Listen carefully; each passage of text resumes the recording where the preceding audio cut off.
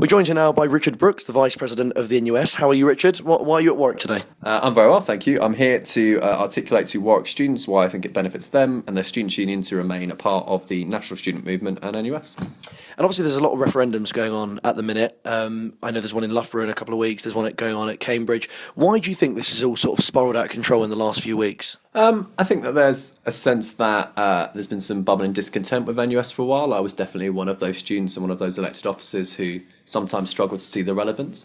I think there's a time of change and we're seeing more and more things are happening to students and we feel more powerless than we did before.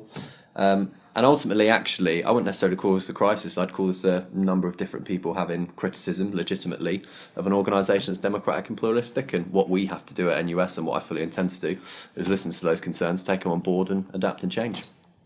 What do you make of some of the claims that some of the campaigning that's been done in previous elections has been a little bit dodgy, to say?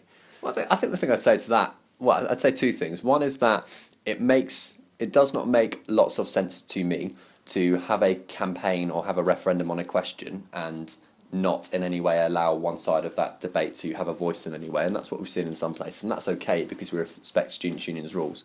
But where we are allowed on campus based on those students' unions, of course we will speak to students when we're allowed to.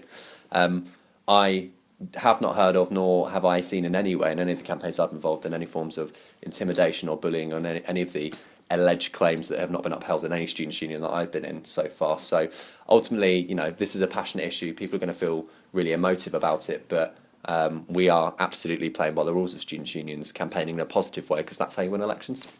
Obviously there's a debate at the minute about safe space versus freedom of speech. What would you argue is the best position for universities like Warwick to hold on that? Well, so students' unions absolutely make their own rules. So at NUS, it should be clear to say, do not make policies for students' unions, you make your own ones. I've always been really clear about things like no platform policy, safe space policies. They're actually very narrow, very specific, they're democratically decided. Our no platform policy has 6 organisations on it, that's it. So actually, this whole hoopla, as far as I'm concerned, in terms of where you have thousands and thousands of different student societies and groups and debating groups having these talks every single week, there are very few issues, actually. And these are quite complicated and nuanced conversations, and student unions broadly are getting the answers right most of the times.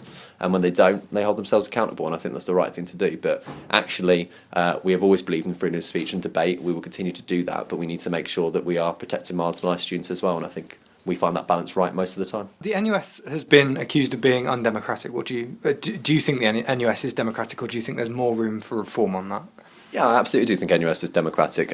Tens of thousands of students elect their delegates who go to national conference, who then vote on, policy or people.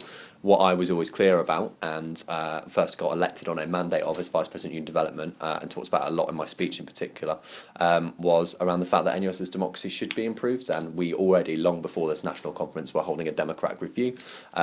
That has been happening for months now. We will, by National Conference 2017, we are going to absolutely deliver a new democratic model for the National Union of Students. And the thing I would say to any student or any students' union that is considering disaffiliating, in a year where we are launching a new strategy, having a new affiliation fee model proposed, and having a democratic review, so doing all the stuff that people want us to do, why would you not want to be in the room to shape it? Thank you very much, Richard, for joining us. Thank you very much.